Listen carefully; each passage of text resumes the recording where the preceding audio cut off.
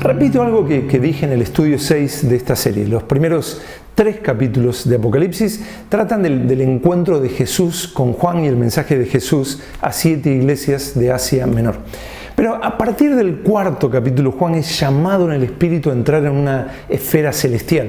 En el capítulo 4, Juan ve lo que sucede delante del trono de Dios. En el capítulo 5, Jesús ya ascendido delante de su Padre, recibe de él la herencia de todo en un libro sellado con 7 sellos. Y en los capítulos 6 al 11, Jesús desata esos 7 sellos y suceden muchas cosas en la tierra. Y todo esto es para la toma de posesión de Jesús de la tierra. Son 6 capítulos, del 6 al 11 en Apocalipsis, donde Juan ve a grandes rasgos lo que sucede en la tierra mientras Jesús desata los sellos del libro de su herencia. Y casi en el final de esta sección termina con alabanza diciendo: los reinos del mundo han venido a ser de nuestro Señor y de su Cristo, y Él reinará por los siglos de los siglos. Eso está en Apocalipsis 11:15. Pero en el capítulo 12 hay un cambio. Los capítulos del 12 al 19 son como si hubieras estado viendo algo en una pantalla y ahora amplías una sección de eso que estuviste viendo como para prestarle más atención a esa sección que estás ampliando. El capítulo 12 comienza hablando de la guerra que tratamos en el primer estudio de esta serie, que se llama El porqué de esta guerra. La guerra que está reflejada en Génesis 3, donde Dios le dice a Satanás: y pondré enemistad entre ti y la mujer, y entre tu simiente y la simiente suya. Esta te herirá en la cabeza y tú le herirás en el calcañar. Eso está en Génesis 3:15. El capítulo 12 muestra la victoria de Jesús y la celebración en el cielo. Apocalipsis 12, versículos del 10 al 12 dice: entonces oí una gran voz en el cielo que decía: ahora ha venido la salvación, el poder y el reino de nuestro Dios y la autoridad de su Cristo, porque ha sido lanzado fuera el acusador de nuestros hermanos, el que los acusaba delante de nuestro Dios día y noche. Y ellos le han vencido por medio de la sangre del Cordero y de la palabra del testimonio de ellos, y menospreciaron sus vidas hasta la muerte, por lo cual alegraos, cielos, y los que moráis en ellos. ¡Wow! Tremendo, ¿no? Pero el pasaje no continúa con alabanza, sino con un ay. Apocalipsis 12, versículos 12 y 13, dice: ay de los moradores de la tierra y del mar, porque el diablo ha descendido a vosotros con gran ira, sabiendo que tiene poco tiempo. Y cuando vio el dragón, que había sido Satanás, ¿no? Cuando vio el dragón que había sido arrojado a la tierra, persiguió a la mujer que había dado a luz al hijo varón. Los versículos del 1 al 9 reflejan la guerra que Dios comenzó a anunciar en Génesis 3:15. En los versículos del 10 al 12 hay celebración en el cielo, y después de esto el diablo se lanza lleno de ira contra el pueblo de Dios, sabiendo que le queda poco tiempo. Los versículos restantes de Apocalipsis 12 muestran la persecución constante del diablo contra el pueblo de Dios, y así desemboca en el siguiente capítulo, el 13, Apocalipsis 13, donde en el contexto de ese odio de Satanás, sabiendo que le queda poco tiempo, lanza su último y supremo ataque, el gobierno global del anticristo, que estuvimos hablando en los estudios anteriores.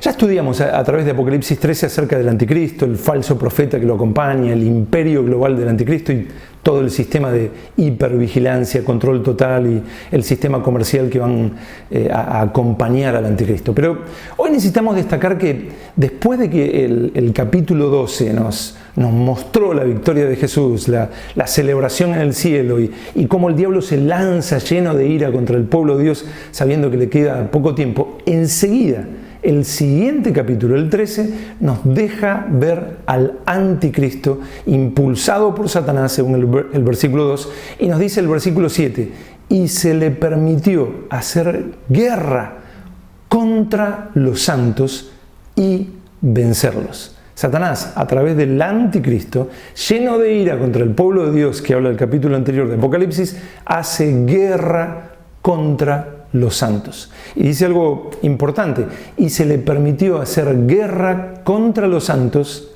y vencerlos. Esto es exacto lo que profetizó Daniel, cuando hablando del anticristo dijo, hacía guerra contra los santos y los vencía. Eso está en Daniel 7:21. A esto Daniel le agrega, a los santos del Altísimo quebrantará, Daniel 7:25, causará grandes ruinas y prosperará y hará arbitrariamente y destruirá a los fuertes y al pueblo de los santos. Eso está en Daniel 8, versículos 24 y 25. Por algunos días, agrega, por algunos días caerán a espada y a fuego, en cautividad y despojo. También algunos de los sabios caerán para ser depurados y limpiados y emblanquecidos. Eso está en Daniel 11, versículos del 33 al 35.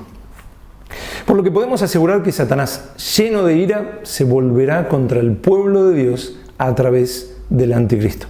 Por eso Daniel 12:1 anuncia que será tiempo de angustia, cual nunca fue desde que hubo gente hasta entonces. Esto es exactamente lo que dijo Jesús. Aquellos días serán de tribulación cual nunca ha habido desde el principio de la creación que Dios creó hasta este tiempo, ni la habrá. Eso está reflejado en Marcos 13:19. Por eso Mateo 24:21 llama a esto la gran tribulación. Será la última y más total y violenta persecución de Satanás contra el pueblo de Dios. Ahora, cuando hablo de que el gobierno global del anticristo será la última y más total y violenta persecución de Satanás contra el pueblo de Dios, surge una famosa controversia. Cuando el anticristo desate la gran tribulación, ¿la iglesia estará presente en la tierra? ¿O Jesús ya habrá arrebatado al cielo a la iglesia para ese momento? Lo primero que podemos decir es que no existe versículo bíblico que diga que la iglesia no va a sufrir la gran tribulación, sino que la va a sufrir el pueblo judío y aquellos que no fueron fieles antes del arrebatamiento de la iglesia. Ni existe versículo bíblico que diga que la iglesia va a ser arrebatada antes de la gran tribulación. No existe versículo bíblico, pasaje bíblico que diga algo así. Nada, nada. Así que primero el argumento negativo. No hay nada en la Biblia que diga cosas como estas. Lo segundo que podemos dar es un argumento positivo. No existe nada en la Biblia que diga algo como para apoyar la idea de que la iglesia va a ser arrebatada antes de la gran tribulación. Pero hay pasajes que afirman, hay pasajes bíblicos que afirmen que el pueblo de Dios va a sufrir la gran tribulación. Sí, por supuesto. Los que mencioné hace un momento, en Daniel, en Apocalipsis, pero alguien puede decir, bueno, sí, hay muchos versículos donde dice que el pueblo de Dios va a sufrir la gran tribulación, pero se refiere a Israel, no a la iglesia verdadera, no a la iglesia actual. ¿Por qué? Ahí es donde digo que no hay ningún pasaje o al menos versículo que haga esa distinción, de decir, se refiere a que Israel va a sufrir la gran tribulación, no se refiere a que la iglesia va a sufrir la gran tribulación. Nada, absolutamente nada que nos permita hacer una distinción como para que pensemos que cuando muchos pasajes hablan de que el pueblo de Dios sufrirá, se refiere a Israel y no a la iglesia. Nada. No hay absolutamente nada que dé a entender eso. Hay hermanos, no estoy diciendo que no sean hermanos, sino son hermanos, pero ellos dicen, pero Apocalipsis 13:7 dice, y se le permitió hacer guerra contra los santos. No dice, y se le permitió hacer guerra contra la iglesia, no menciona a la iglesia, entonces está claro que está hablando de Israel. ¿Por qué tendríamos que hacer esa distinción ahí en ese versículo, por ejemplo, y pensar que porque no dice iglesia, ya no se está refiriendo a la iglesia, sino a Israel? No hay razón para pensar eso. Hay muchos versículos donde en la Biblia se llaman santos a los cristianos, por ejemplo, en Efesios 1:15, Efesios 3:18, por ejemplo.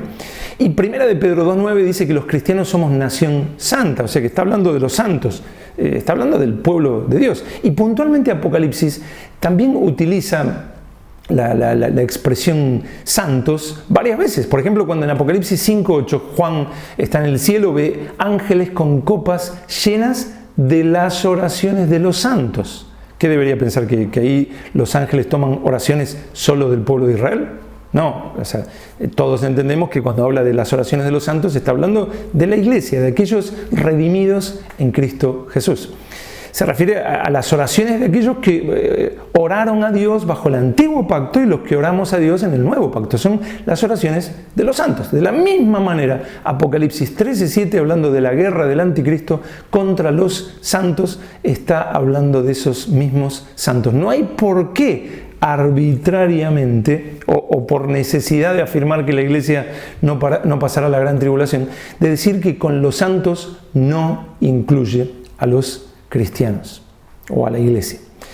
¿Que Dios tiene un plan específico con la nación de Israel? Sí, la Biblia afirma eso. No solo en la cantidad de profecías a través de los profetas mayores y menores en el Antiguo Testamento, sino que el apóstol Pablo ya en el Nuevo Testamento afirmó esto. El apóstol Pablo en Romanos 11 recordó una profecía de Isaías 59:20 y de Jeremías 31, versículos 33 y 34, y aseguró que habrá una restauración para la nación de Israel.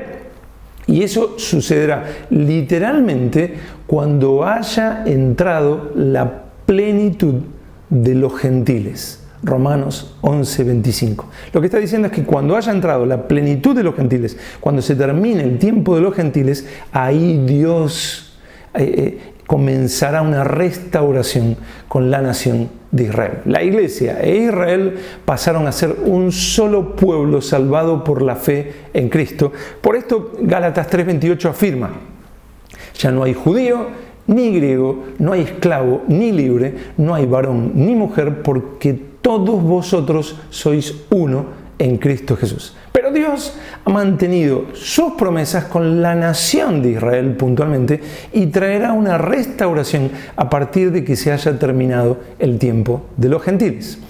Esto es exactamente lo mismo que encontramos en Apocalipsis 6. Recuerda, los primeros 3 capítulos de Apocalipsis tratan del encuentro de Jesús con Juan y el mensaje de Jesús a las 7 iglesias de Asia Menor. Pero a partir del 4º capítulo, Juan es llamado en el Espíritu a entrar en una esfera celestial. En el capítulo 4 ve lo que sucede delante del trono de Dios. En el capítulo 5, Jesús ya ascendido delante de su Padre, recibe de él la herencia de todo en un libro sellado con 7 sellos. Y en los capítulos 6 al 11, Jesús desata esos 7 sellos y suceden muchas cosas en la tierra, y todo esto para la toma de posesión de Jesús de la tierra. ¿Qué sucede cuando Jesús empieza a desatar los 7 sellos? Lo vimos detenidamente en el estudio 4. Jesús desata el primer sello y comienza la era de apostasía e iniquidad del anticristo que sale venciendo y para vencer. En Apocalipsis 6, versículos 1 y 2. Jesús desata el segundo sello y comienzan guerras. Apocalipsis 6, versículos 3 y 4. Jesús desata el tercer sello y comienzan crisis económicas que producen hambrunas. Jesús desata el cuarto sello y llega más crisis, incluyendo epidemias. Todo esto es exactamente lo mismo que Jesús en Mateo 24 dijo que iba a suceder antes de nuestra reunión con Él.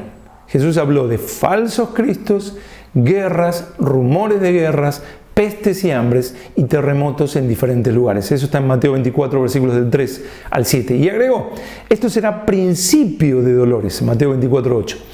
Esto iría en aumento. ¿Qué dijo Jesús después de hablar de falsos cristos, guerras, rumores de guerras, pestes y hambres y terremotos? Fíjate en Mateo 24, versículo 9.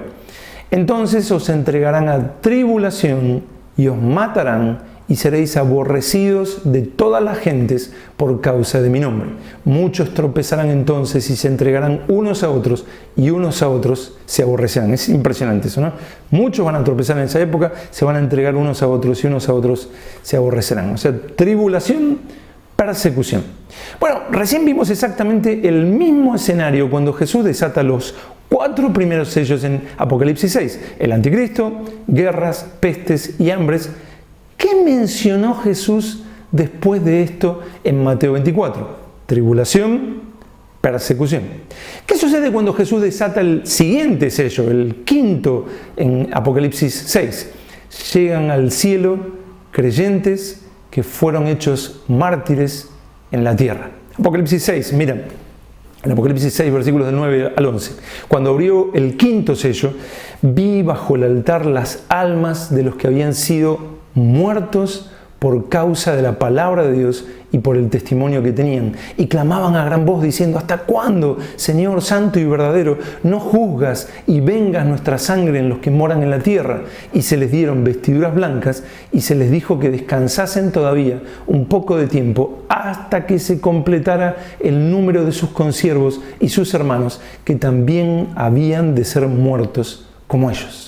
Hermanos nuestros, sufriendo en la tierra, mueren como mártires, ascienden, son llevados, porque murieron, son llevados delante del Señor, y ellos con la preocupación, nuestros hermanos todavía están sufriendo en la tierra.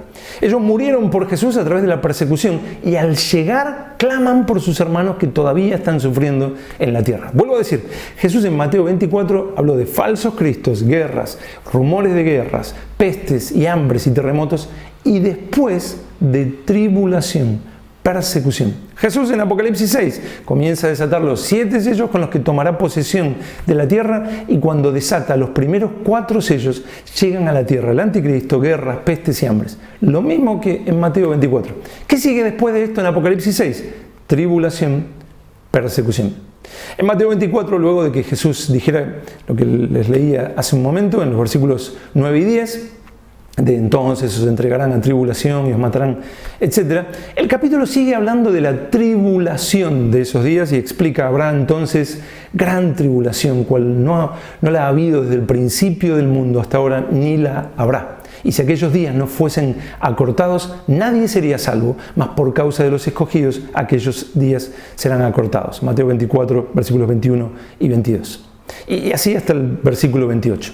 Pero Jesús en el versículo 29, en el siguiente, luego de haber estado detallando sobre la persecución que vendrá, Jesús, no un libro de no sé qué, Jesús en el versículo 29 nos explica cómo será el fin de esa gran tribulación. O sea, ¿cómo se llegará al fin de esa gran tribulación? Dice: e inmediatamente después de la tribulación de aquellos días. ¿Cuándo? E inmediatamente después. ¿Después de qué? E inmediatamente después de la tribulación de aquellos días. ¿De qué tribulación? De la que Jesús acaba de llamar en el versículo 21 la gran tribulación. A esa se refiere. Después de la tribulación de aquellos días, ¿qué tribulación? La gran tribulación. ¿Qué sucederá inmediatamente después de la tribulación de aquellos días? Mateo 24, seguimos con el versículo 29 hasta el 31. Inmediatamente después de la tribulación de aquellos días, el sol se oscurecerá y la luna no dará su resplandor, y las estrellas caerán del cielo y las potencias de los cielos serán conmovidas. Entonces aparecerá la señal del Hijo del Hombre en el cielo, y entonces lamentarán todas las tribus de la tierra y verán al Hijo del Hombre viniendo sobre las nubes del cielo con poder y gran gloria, y enviará la señal del Hijo del Hombre en el cielo, y enviará sus ángeles con gran voz de trompeta, y juntarán a sus escogidos de los 4 vientos, desde un extremo del cielo hasta el otro. Aquí habla de que sucederá algo muy visible para todos, algo que todos se darán cuenta cuando suceda. El sol se oscurecerá, vaya si no es notorio, el sol se oscurecerá y la luna no dará su resplandor, según donde lo están viviendo, en qué parte del mundo lo están viviendo, y las estrellas caerán del cielo y las potencias de los cielos serán conmovidas. Y a esto le agrega: entonces aparecerá la señal del Hijo del Hombre en el cielo. No es que Jesús está volviendo a reinar en ese momento, no. Dice claramente el versículo 31, y enviará sus ángeles con gran voz de trompeta y juntarán a sus escogidos de los 4 vientos desde un extremo del cielo. Hay un arrebatamiento al cielo, desde un extremo del cielo hasta el otro. Se verá la señal del Hijo del Hombre en el cielo. Jesús se acercará y se hará visible, pero Él enviará a sus ángeles con gran voz de trompeta y juntarán a sus escogidos. ¿Quiénes juntarán los escogidos? Los ángeles. Por lo que no es la prometida segunda venida de Jesús a reinar, sino la reunión de la iglesia con Jesús. Esto es lo mismo que habló el apóstol Pablo en 1 de Tesalonicenses 4, versículos del 15 al 17. Por lo cual, dice el apóstol Pablo, por lo cual os decimos esto en palabra del Señor, que nosotros que vivimos, que habremos quedado hasta la venida del Señor, no precederemos a los que durmieron. Es el Señor viniendo en las nubes, enviando a sus ángeles y el arrebatamiento. Por lo cual os decimos esto en palabra del Señor, que nosotros que vivimos, que habremos quedado hasta la venida del Señor, no precederemos a los que durmieron, porque el Señor mismo, con voz de mando, con voz de arcángel, y con trompeta de Dios descenderá del cielo y los muertos en Cristo resucitarán primero. Es el momento donde hay un arrebatamiento y sucede la anhelada resurrección. Dice, descenderá del cielo y los muertos en Cristo resucitarán primero. Luego nosotros los que vivimos, los que hayamos quedado, seremos arrebatados juntamente con ellos en las nubes para recibir al Señor en el aire. Y así estaremos siempre con el Señor. Aquí sucede lo mismo que en Mateo 24, 29 al 31. Es el Señor viniendo sobre las nubes del cielo con poder y gran gloria. Es Él quien está arrebatando en ese momento a su iglesia con voz de mando, pero lo hace por medio de ángeles. Mateo 24, 31 dice, y enviará a sus ángeles con gran voz de trompeta y juntarán a sus escogidos. Ángeles y trompetas. Aquí en 1 de Tesalonicenses 4, 16, el Señor mismo con voz de mando, con voz de arcángel y con trompeta de Dios. Ángeles y trompetas. Al igual que en 1 de Corintios 15, 52, que dice, en un momento, en un abrir y cerrar de ojos, a la final trompeta, porque se tocará la trompeta y los muertos serán resucitados, incorruptibles, y nosotros seremos transformados. En ese momento del arrebatamiento sucederá la resurrección de los muertos que habla casi todo 1 de Corintios 15. Como recién leímos en 1 de Tesalonicenses 4, versículos del 15 al 17, los muertos en Cristo resucitarán primero, luego los que hayan quedado hasta la venida del Señor. Así, aquí 1 de Corintios 15, 52, nos dice que sonará una trompeta y los muertos serán resucitados. Como afirma 1 de Tesalonicenses 4, 17, seremos arrebatados en las nubes para recibir al Señor en el aire. En Mateo 24, 49, la señal del Hijo del Hombre se ve en el cielo. Aquí en 1 de Tesalonicenses nos unimos al Señor en el aire. ¡Qué promesa más sublime! Por lo que en absoluto se trata de un arrebatamiento secreto, como en algunas películas cristianas, donde la gente del mundo no sabe qué pasó. No, en absoluto. En Mateo 24, versículos del 29 al 31, leímos que no solo se verá la señal del Hijo del Hombre en el cielo y desaparecerán millones de personas, sino que habrá lo que podríamos denominar desastres cósmicos. Dice, el sol se oscurecerá y la luna no dará su resplandor y las estrellas caerán del cielo y las potencias de los cielos serán conmovidas. Y será tan notorio que la gente que quede va a empezar a llenarse de pánico, sabiendo en su corazón que Dios está a punto de responder a toda la rebelión humana contra Él. Hace un momento leímos en Mateo 24:30 que aparecerá la señal del Hijo del Hombre en el cielo y entonces lamentarán todas las tribus de la tierra. Ahora, si lo miras en Apocalipsis 6, cuando Jesús va desatando los 7 sellos para tomar posesión de la tierra, encontrarás que, primero, desata 4 sellos en los que viene apostasía, iniquidad a través del anticristo, guerras, pestes y hambres. Eso está en Apocalipsis 6, del 1 al 8. Segundo, Jesús desata el 5.º sello y creyentes mueren como mártires en la tierra y llegan al cielo y claman por sus hermanos que aún sufren la tribulación en la tierra. Apocalipsis 6, versículos del 9 al 11. Creo que te acuerdas. ¿Qué seguía en Mateo 24? Vuelvo a leer las palabras de Jesús para hacerte acordar. Mateo 24, versículos del 29 al 31. ¿Qué sigue después de eso? De guerras, pestes, hambres, terremotos, sufrimientos acá en la tierra y la persecución de la iglesia. ¿Qué sigue en Mateo 24?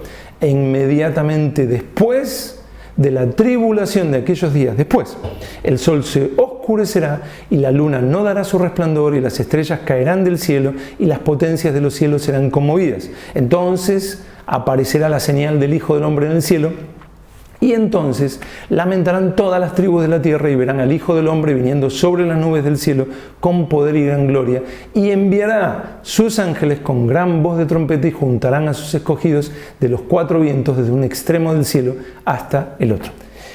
Eso sucede en Mateo. ¿Qué sucede en Apocalipsis 6 una vez que Jesús desata el siguiente sello, el 6.? ¿Qué sucede después? Recién lo vimos en Mateo 24. Ahora, ¿qué sucede después de que desata o cuando desata el siguiente sello? Vimos los 5 sellos. ¿Qué sucede cuando, los 4 primeros, todo lo que hablamos, el anticristo, la apostasía, la iniquidad del anticristo, hambre, guerra, sufrimiento. El 5.º, persecución. ¿Qué sucede en Apocalipsis 6 cuando desata el 6.º sello? Apocalipsis 6, versículos del 12 al 14. Miré, lo que debería venir, si encaja perfectamente con Mateo 24, después del sufrimiento, después de la gran tribulación. Recuerden que leímos en Mateo 24, 29, inmediatamente después de la tribulación de aquellos días, es el arrebatamiento. Eso es lo que debería, si es exactamente lo mismo, si es cronológico, igual que Mateo 24, debería suceder lo mismo con el 6.º sello, en Apocalipsis 6.12. Dice Apocalipsis 6.12: miré cuando abrió el 6.º sello, y aquí hubo un gran terremoto, y el sol se puso negro como tela de silicio, y la luna se volvió toda como sangre, y las estrellas del cielo cayeron sobre la tierra, como la higuera deja caer sus higos cuando es sacudida por un fuerte viento, y el cielo se desvaneció como un pergamino que se enrolla, y todo monte y toda isla se removió de su lugar. ¿Te das cuenta? Si no lo terminaste de ver, para el video, vuelve a leer Mateo 24, vuelve a leer Apocalipsis 6. Es exactamente lo mismo que dijo Jesús que sucederá después de la gran tribulación. Jesús dijo que vendrá el arrebatamiento de la iglesia después de la tribulación de aquellos días. ¿Y cómo se vería el arrebatamiento de la iglesia? Mateo 24, 29, lo vuelvo a decir: el sol se oscurecerá y la luna no dará su resplandor y las estrellas caerán del cielo y las potencias de los cielos serán conmovidas. Aquí en Apocalipsis 6 Jesús desata el 5.º sello y creyentes mueren como mártires en la tierra. Jesús desata el 6.º sello y cuenta Apocalipsis 6 versículos del 12 al 14. He aquí hubo un gran terremoto y el sol se puso negro como tela de silicio y la luna se volvió toda como sangre y las estrellas del cielo cayeron sobre la tierra, como la higuera deja caer a sus higos cuando es sacudida por un fuerte viento, y el cielo se desvaneció como un pergamino que se enrolla, y todo monte y toda isla se removió de su lugar. Vamos a compararlo. Mateo 24, 29. El sol se oscurecerá. Apocalipsis 6, 12. El sol se puso negro como tela de silicio. Mateo 24, 29. La luna no dará su resplandor. Apocalipsis 6, 12. La luna se volvió toda como sangre. Mateo 24, 29. Las estrellas caerán del cielo. Apocalipsis 6, 13. Las estrellas del cielo cayeron sobre la tierra. Mateo 24, 29. Las potencias de los cielos serán conmovidas. Apocalipsis 6, 14. Y el cielo se desvaneció como un pergamino que se enrolla. ¿Casualidad? No, en absoluto. Está hablando del mismo fenómeno, el arrebatamiento de la iglesia. Después de la tribulación, primero lo que habló Jesús en Mateo 24, el anticristo, guerras, hambrunas, pestes y demás. Después habló de la persecución y después del arrebatamiento de la iglesia. Exactamente lo mismo en Apocalipsis 6. ¿Qué más leímos que Jesús dijo que sucederá en el arrebatamiento de la iglesia después de la gran tribulación? Mateo 24:30 dice: entonces aparecerá la señal del Hijo del Hombre en el cielo y entonces lamentarán todas las tribus de la tierra. ¿Qué más dice Apocalipsis 6 que sucederá cuando Jesús desate el sexto sello? Apocalipsis 6, versículos del 15 al 17.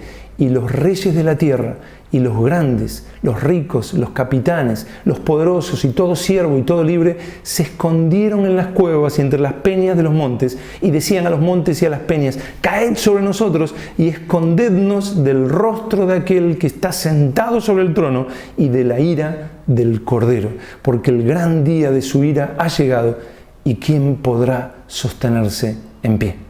Exactamente lo mismo que dijo Jesús que sucederá cuando el mundo vea el arrebatamiento de la iglesia. Jesús dijo en Mateo 24: entonces aparecerá la señal del Hijo del Hombre en el cielo y entonces lamentarán todas las tribus de la tierra. La gente de este mundo verá todo esto y tendrá pánico sabiendo que viene la ira de Dios. El versículo 16, que recién leímos, Apocalipsis 6, 16, dice: decían a los montes y a las peñas: caed sobre nosotros y escondednos del rostro de aquel que está sentado sobre el trono y de la ira del Cordero, porque el gran día de su ira ha llegado, y ¿quién podrá sostenerse en pie?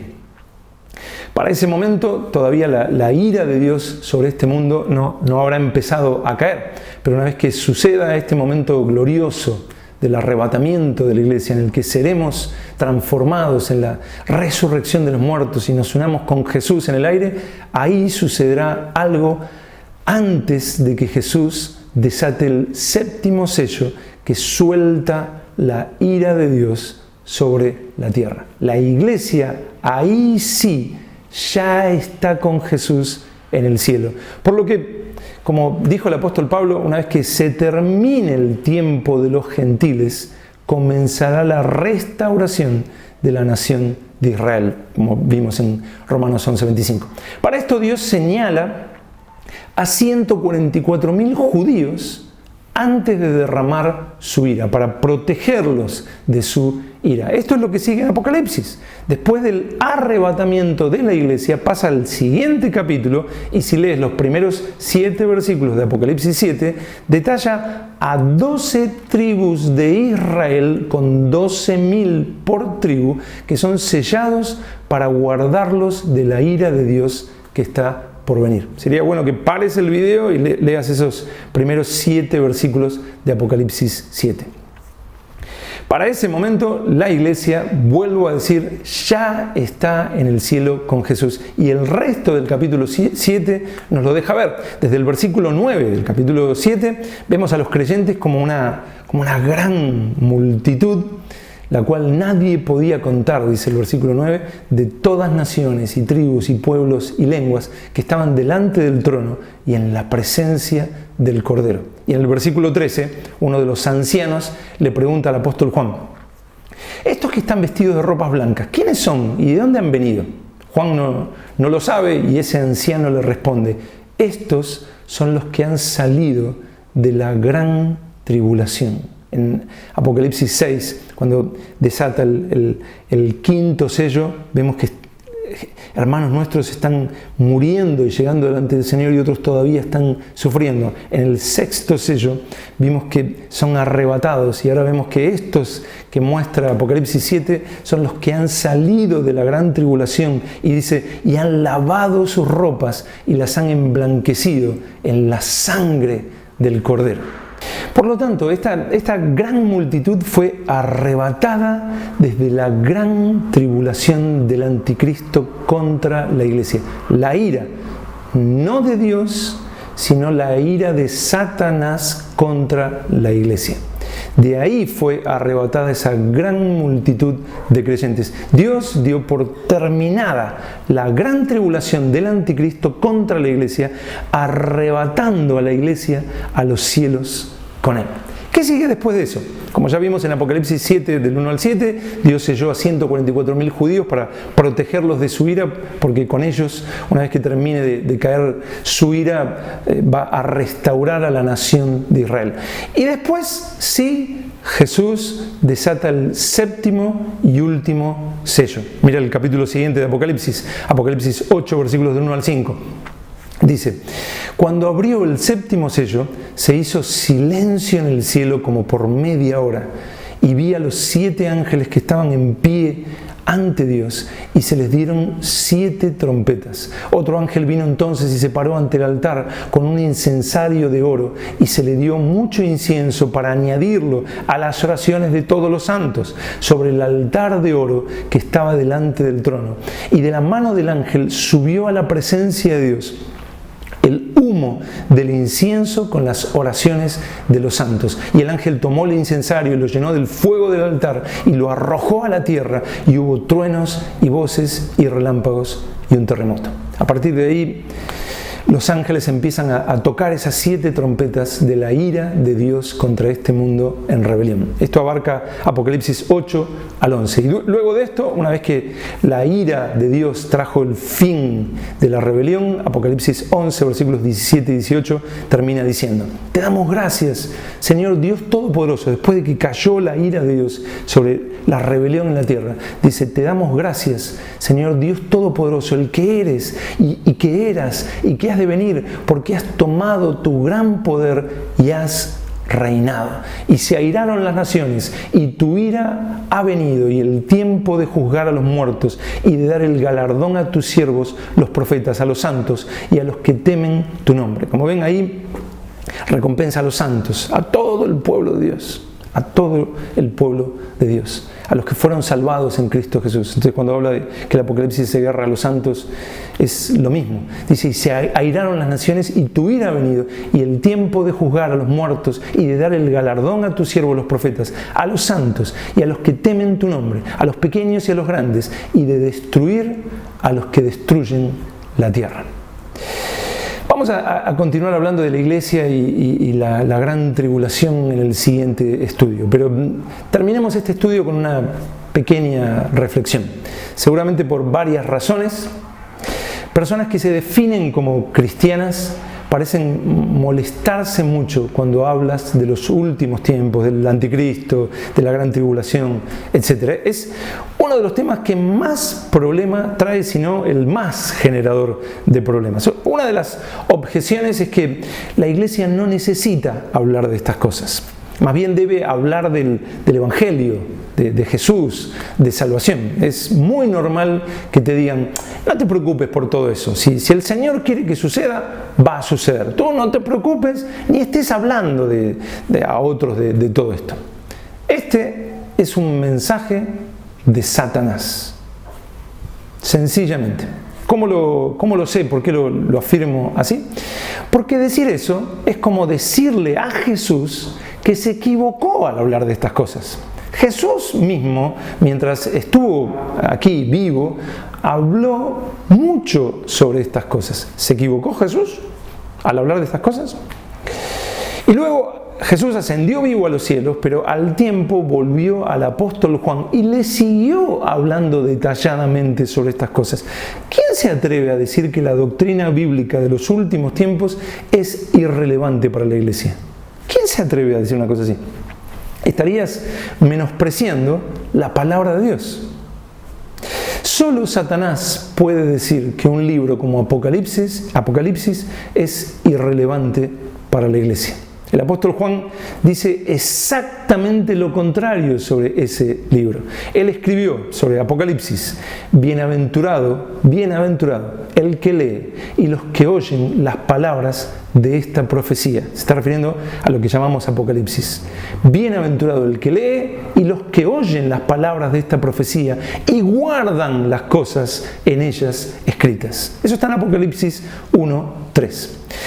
Todo lo que tiene que ver con las profecías de la segunda venida de Jesús y lo que vendrá después de eso conforma la esperanza suprema del creyente. Es la meta, el gozo y la victoria del creyente. Y todo lo que la Biblia nos advierte que vendrá antes de la segunda venida de Jesús, las guerras, pestes, hambres, terremotos, el anticristo, la persecución y todo lo demás, sí necesitamos saberlo. Primero, porque para eso Dios nos habló esto en su palabra. ¿O acaso Dios habla por hablar? ¿Nosotros vamos a decidir qué es lo relevante y qué no?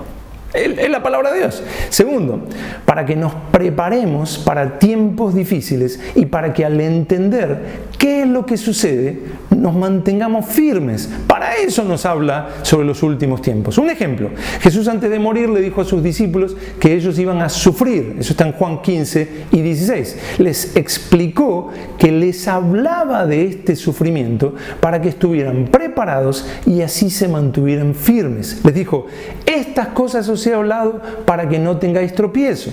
Os expulsarán de las sinagogas y aún viene la hora cuando cualquiera que os mate pensará que rinde servicio a Dios. Eso está en Juan 16, 1 y 2. Y un poco después, estas cosas os he hablado para que en mí tengáis paz. En el mundo tendréis aflicción, pero confiad, yo he vencido al mundo. Juan 16, 13. Les habló de estas cosas, les habló del sufrimiento que vendría para prepararlos, para que tengan paz en medio del sufrimiento. Así, de la misma manera, Dios nos habló de las cosas que están por venir para prepararnos, para fortalecernos, ayudarnos a enfrentar el tiempo que viene, mientras Satanás quiere exactamente lo contrario. Por eso, o intenta llenar a la iglesia con ideas rarísimas acerca de los últimos tiempos y no enseñanzas de la Biblia, para que las personas se confundan y terminen incluso descreyendo de las profecías bíblicas, o hace que personas ataquen llenos de odio la doctrina de los últimos tiempos. ¿Que hay interpretaciones de las profecías bíblicas que son delirantes y antibíblicas? Y sí, de la misma manera que en muchos casos se hace con el resto de las escrituras. Entonces, ¿qué hacemos? ¿Tiramos toda la Biblia? Porque hay gente que tergiversa la palabra. La solución no está en hacer que la iglesia menosprecie las profecías bíblicas. Eso también es menospreciar la Biblia, sola escritura. La solución está en interpretar bien las escrituras, como con el resto de la palabra de Dios. El diablo contamina el corazón de personas y estas personas dicen, a mí no me importa todo eso del anticristo y de los últimos tiempos, a mí me importa Jesús. Y uno se pregunta, ¿qué Jesús será ese que les importa? Porque es Jesús el que en los evangelios nos habla de esto. Y luego se le aparece a Juan en Apocalipsis y nos sigue hablando de esto, sigue hablándonos de esto. ¿Qué Jesús será ese que dicen ellos que les interesa? ¿Un Jesús que no hable? ¿Uno que hable solo lo que ellos quieren escuchar? Como me importa Jesús, me importa lo que Jesús habló, todo lo que él habló. Eso incluye estudiar todo lo que dijo acerca de los últimos tiempos. Hermano, cuidado, porque hay mucho engaño, porque Jesús nos advirtió y la palabra de Dios en el Nuevo Testamento nos habla repetidamente del engaño sobre los últimos tiempos, repetidamente de cómo Satanás va a intentar minimizar estas cosas y Jesús nos llamaba a velar. Hermano, prepárate en la palabra de Dios acerca de todo el consejo de Dios y aprende claramente de lo que Dios dice que vendrá. Asegúrate que entiendes lo que Dios dice que sucederá a través del estudio de su palabra. Ejercítate para la piedad y fortalece tu fidelidad a Cristo. Jesús prometió estar todos los días con nosotros hasta el fin del mundo, según Mateo 28, 20.